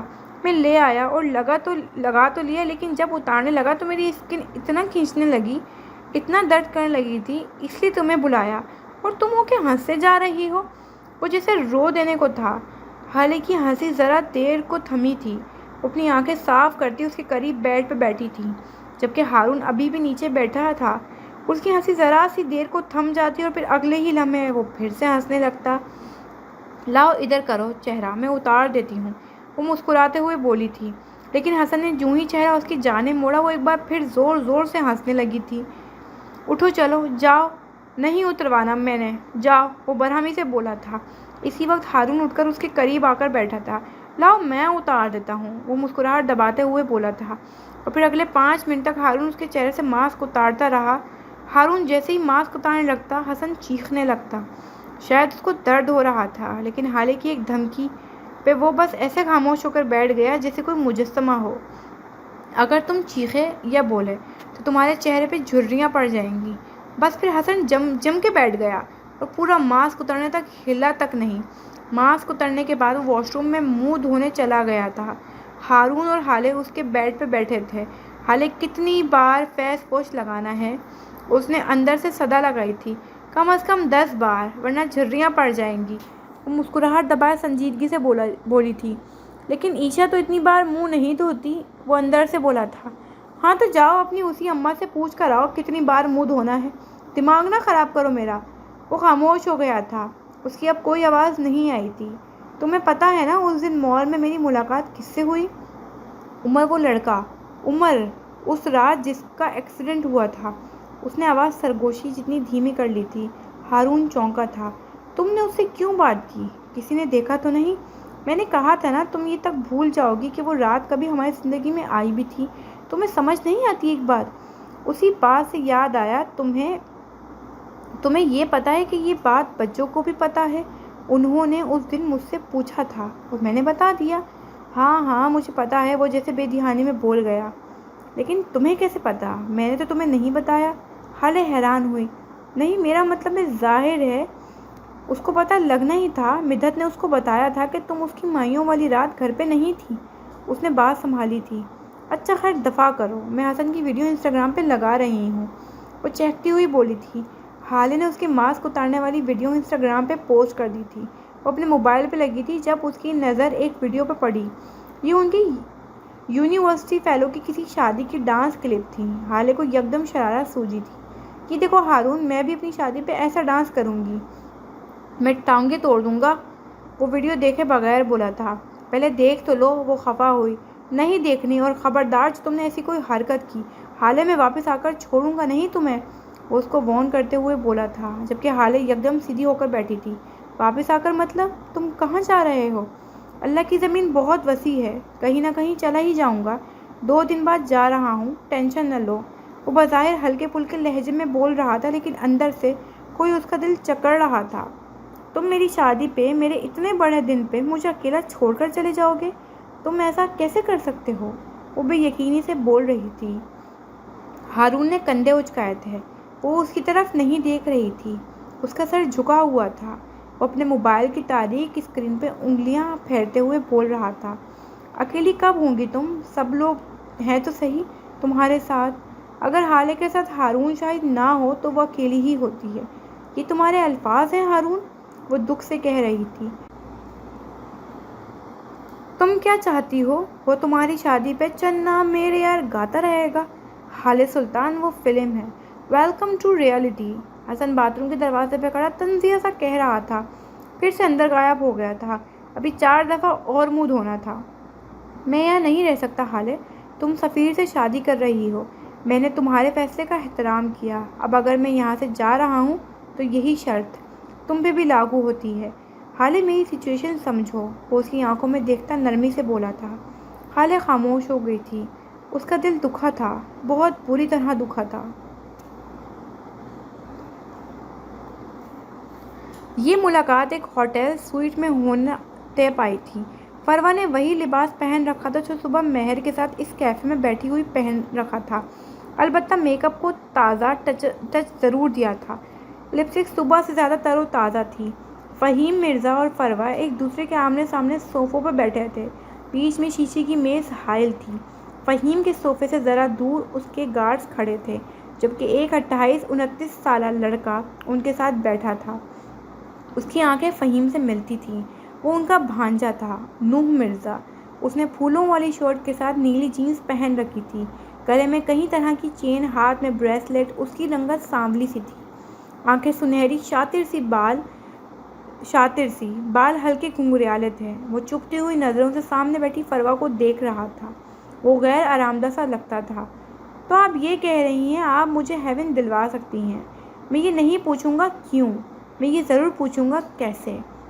وہ 55 یا 60 کے قریب کی عمر کا، بال قلموں سے سفید تھے، سیاہ کرتا سوٹ کے اوپر سفید کوٹ پہنے ہوئے وہ کافی ہینڈسم لگتا تھا۔ میں آپ کو کیوں ویسے بھی نہیں بتاؤں گی، لیکن میں آپ سے وعدہ کرتی ہوں کہ میں اس کام میں آپ کی مدد کر سکتی ہوں۔ تو اب آپ یہ سننے کہ کیسے؟ وہ مسکراتے ہوئے بول رہی تھی۔ بات دراصل یہ ہے کہ معراج سلطان کی بیٹی کی شادی ہے 10 دن بعد۔ آپ نے بس کرنا یہ ہے کہ اس کی بیٹی کو رات گھر نہیں پہنچنے دینا، اور پھر باقی کا سارا کام میرا ہے۔ میں کچھ سمجھا نہیں، اس کی بیٹی کا ہیون سے کیا تعلق؟ وہ اگر گھر نہ بھی پہنچی تو اس کی زیادہ سے زیادہ شادی کینسل ہو جائے گی، اس سے مجھے کیا فائدہ ہوگا؟ معراج سلطان اپنی زمین مجھے کیوں دے گا؟ اور اگر آپ یہ کہہ رہی ہیں کہ اس رات میں معراج کو بھی مار دوں تو نہیں، میں اس کو ماروں گا نہیں، وہ اچھا آدمی ہے، فہیم سنجیدگی سے بولا تھا۔ میں نے کب کہا کہ اس کو مار دوں؟ میں نے کہا اس کی بیٹی کو گھر نہ پہنچنے دو۔ وہ ایک ایک لفظ سے زور دیتی بول رہی تھی۔ جب بیٹی اپنی شادی کی رات گھر نہیں پہنچے گی تو معراج سلطان آدھا مر جائے گا، اور آدھا مرا ہوا مرد کاروبار کے معاملات نہیں سنبھال سکتا۔ وہ شرم کے مارے گھر سے نکلے گا بھی نہیں، اور اس کے بعد اس کے وارث ہم ہوں گے، میں اور میرا شوہر۔ ہم آپ سے ہیون کے سارے معاملات طے کرنے کو تیار ہیں۔ وہ مسکراتے ہوئے بولی تھی۔ اس سب میں آپ کو کیا فائدہ ہوگا مسز سلطان؟ فہیم نے کافی دیر سے زبان پہ چلتا سوال بالآخر پوچھ ہی لیا۔ اس لڑکی کی طرف کچھ بہت پرانے حساب ہیں میرے، اس لڑکی کی طرف، یا پھر شاید اس لڑکی کے چہرے کی طرف۔ کچھ وعدے ہیں جو میں نے اپنے کسی عزیز سے کیے تھے۔ ان کی آنکھوں میں کرچیاں بھرنے لگی تھیں۔ کہتے ہیں کسی سے اگر مرتے وقت کوئی وعدہ کرو تو اس کو ضرور پورا کرو۔ مجھ پہ بھی کئی وعدوں کا قرض ہے، کئی مظالم کے انتقام لینے کی آگ ہے، لیکن بہت جلد میرے جلتے کو سکون ملے گا۔ عالم ارواح میں موجود کسی کی پاک روح کو سکون ملے گا۔ بہت جلد مجھ سے دور ہوئے میرے اپنوں کے قتل کا حساب ہوگا، بہت جلد۔ وہ سر سے لہجے میں بول کر خاموش ہوئی تھی۔ لڑکی کی تصویر دکھائیں۔ فہیم مرزا کی جگہ وہی نوجوان بولا تھا۔ فروا نے اپنا موبائل اس نوجوان کے آگے کیا تھا۔ اس میں حالے کی تصویر تھی۔ یہ اس کے چہرے کے کلوز اپ تھا۔ اس تصویر میں مسکرا رہی تھی، سیاہ آنکھوں میں جیسے خوشیوں کا جہاں آباد تھا۔ اس نوجوان نے چند لمحے اس تصویر کو دیکھا تھا اور اچانک اس کے ذہن میں کچھ کلک ہوا تھا۔ کہتے ہیں انسان کا دماغ سب سے تیز رفتار ٹائم مشین ہوتا ہے۔ ایک ہی لمحے میں آپ کو صدیوں آگے کی سیر کروا دیتا ہے اور ایک ہی لمحے میں آپ کو کئی سال پیچھے لے کر جا کر آپ کے ساتھ ہونے والے اچھے یا برے واقعات آپ کے ذہن کے پردے پہ کچھ دن قبل دیکھی گئی فلم کی طرح دہرا دیتا ہے۔ ایسے ہی ایک لمحے میں نور مرزا کا دماغ اس کو 1.5 سال پیچھے لے گیا تھا۔ یہاں یہ تصویر والی لڑکی اس کے روبرو کھڑی تھی۔ اس کی آنکھوں میں غصہ تھا، چہرے پہ برہمی۔ وہ اکیلی نہیں تھی، اس کے ساتھ ایک گرے آنکھوں والا لڑکا بھی تھا۔ نور مرزا بھی اکیلا نہیں تھا، اس کے ساتھ بھی ایک سیاہ آنکھوں والا لڑکا تھا، یاقوت مرزا، فہیم مرزا کا اکلوتا بیٹا۔ وہ ہر وقت کسی نہ کسی مسئلے میں پھنس جاتا تھا، کسی نہ کسی سے لڑ کر آ جاتا تھا، اور اگر کسی ہفتے میں یہ دونوں کام نہ کرتا تو اس کا کسی نہ کسی لڑکی سے بریک اپ ہو جاتا۔ وہ لاؤبالی سا تھا، اس کے لیے زندگی کا مقصد بس لڑائی جھگڑا، لڑکیاں اور باپ کا پیسہ بے جا اڑانا تھا۔ نو ہم وقت اس کا سایہ بنا رہتا تھا۔ جب وہ لڑ کر آتا تو نو اس کو بچاتا، جب اس کا بریک اپ ہوتا تو نو اس کو چیئر اپ کرتا اور اگر ممکن ہو تو پیچ اپ بھی کروا دیتا۔ لیکن ایسا بس 1-2 بار ہی ہوا تھا۔ ایلیٹ کلاس کی الٹرا ماڈرن لڑکیاں یاقوت کی بچکانہ غلیظ اور لاؤبالی طبیعت کو زیادہ جھیل نہیں پاتی تھیں۔ مختصر یہ کہ نور مرزا اس کا کزن کم باڈی گارڈ تھا۔ اس وقت بھی اس نے اپنی عادت سے مجبور مال میں کھڑی اس سیاہ آنکھوں والی لڑکی سے جھگڑا مول لیا تھا۔ یہ شرٹ پہلے میں نے لی تھی، تم نے اس کو میرے ہاتھ سے لیا ہے، اس لیے بہتر یہی ہوگا کہ اس کو واپس کر دو۔ وہ انگلی سے شرٹ کی طرف اشارہ کرتی بولی تھی۔ یاقوت گہرا مسکرایا تھا۔ میں تو تمہیں یہ شرٹ واپس نہیں کر رہا، اب بتاؤ کیا کر لو گی؟ بلکہ چلو لے ہی لو، ظاہر ہے تم نے یہ شرٹ پہلے لے لی تھی تو اس پہ تمہارا زیادہ حق ہوا نا؟ وہ اچانک پینجرا بدلتا شرافت سے بولا تھا۔ نور نے اس کو غور سے دیکھا تھا۔ اسے پتا تھا یاقوت اب پھر کچھ نہ کچھ ضرور کرے گا۔ وہ اس کو روک نہیں سکتا تھا، اسے اجازت نہیں تھی۔ وہ بس مسئلہ ہونے کے بعد اس کو فکس کر سکتا تھا، اسے حفاظتی اقدام کی اجازت نہیں تھی۔ گرے آنکھیں والے لڑکوں نے بھی مشتبہ نظروں سے اس کو دیکھا تھا۔ یاقوت نے شرٹ حالے کے چہرے کے سامنے کی تھی۔ حالے نے شرٹ کو لینے کے لیے ہاتھ بڑھایا تھا جب یاقوت نے مسکراتے ہوئے اپنا ہاتھ حالے کے ہاتھ سے ٹچ کیا تھا۔ حالے نے کرنٹ کھا کر ہاتھ پیچھے کیا تھا، جبکہ ہارون نے ہتھیلی کا مکہ بنا کر سیدھا یاقوت کی ناک پہ دے مارا تھا۔ اس کی ناک سے خون بہنے لگا تھا۔ اسی وقت حالے نے جھک کر اپنی ہیل والی سینڈل اتاری تھی اور یاقوت کے سر پہ دے ماری تھی۔ یہ سب اتنا اچانک ہوا کہ نور کچھ سمجھ ہی نہیں پایا۔ ہارون اس کو دوبارہ مارنے کے لیے آگے بڑھا جب اس کے گارڈز اس کو پیچھے سے پکڑ لیا۔ وہ اس کو گھسیٹتے ہوئے دور لے کر جا رہے تھے۔ یاقوت ماربل کے فرش پہ پڑا گالیاں بکتا جا رہا تھا۔ How dare you touch me, تمہیں چھوڑوں گا نہیں، لڑکیاں میری قربت کو ترستی ہیں اور تم نے مجھ پہ ہاتھ اٹھایا۔ وہ منہ سے کف نکالتے چل رہا تھا۔ ہارون نے خود کو اپنے گارڈ سے چھڑوا لیا تھا اور ایک بار پھر اس کے اوپر جھپٹا تھا۔ نور کا دماغ تھوڑی دیر اور اس فلم کو چلنے دیتا، لیکن فہیم مرزا کی آواز اس کو حال میں لے آئی تھی۔ کیا تم جانتے ہو اس لڑکی کو؟ وہ نور سے پوچھ رہے تھے۔ جی یہ وہی لڑکی ہے جس کے بوائے فرینڈ نے یاقوت کو مارا تھا، آپ کو یاد ہے نا؟ وہ ان کے کان کے پاس جھک کر بولا تھا۔ فہیم کیسے بھول سکتے تھے؟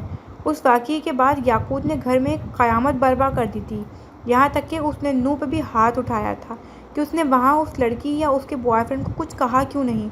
خیر یہ ماضی تھا، ہمارے حال میں ہمارے پاس اس سے زیادہ بڑے مسئلے ہیں۔ مسز سلطان، ہمیں آپ کی یہ ڈیل منظور ہے۔ اس لڑکی سے ہمارے اپنے بھی کچھ حساب باقی ہیں۔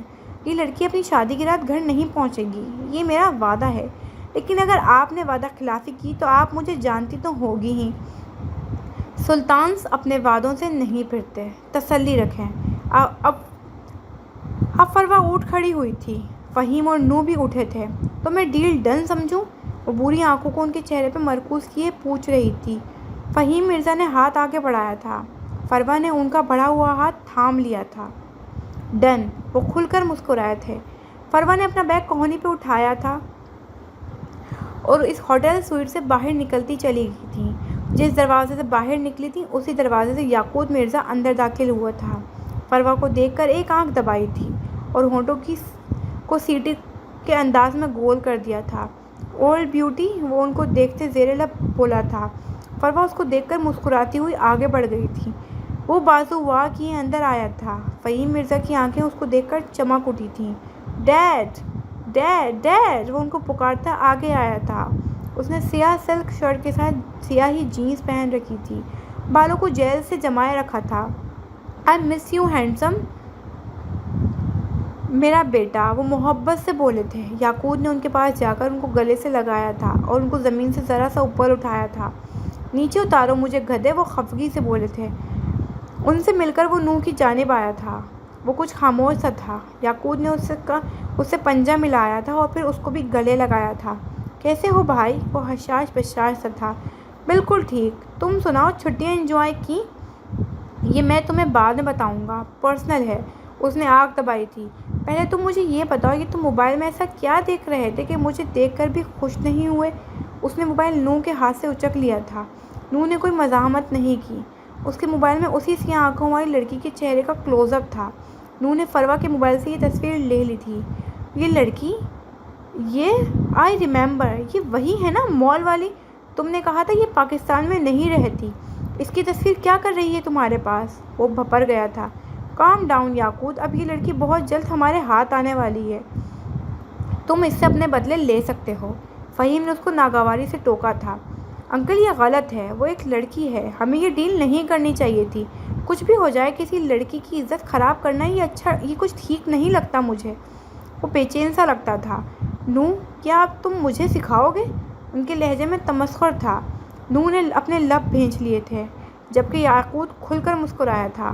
ڈیڈا، مجھے بتائیں آپ نے کیا ڈیل کی ہے؟ اٹس گوئنگ ٹو بی سو مچ فن، وہ سوچ کر ہی محظوظ سا ہو رہا تھا۔ اب وہ دونوں باپ بیٹے صوفے پہ بیٹھ کر کچھ دیر قبل فروا سے ہونے والی ملاقات کو ڈسکس کر رہے تھے۔ نو خاموشی سے موبائل کی اسکرین پہ اس سیاہ آنکھوں والی لڑکی کی تصویر کو دیکھے گیا۔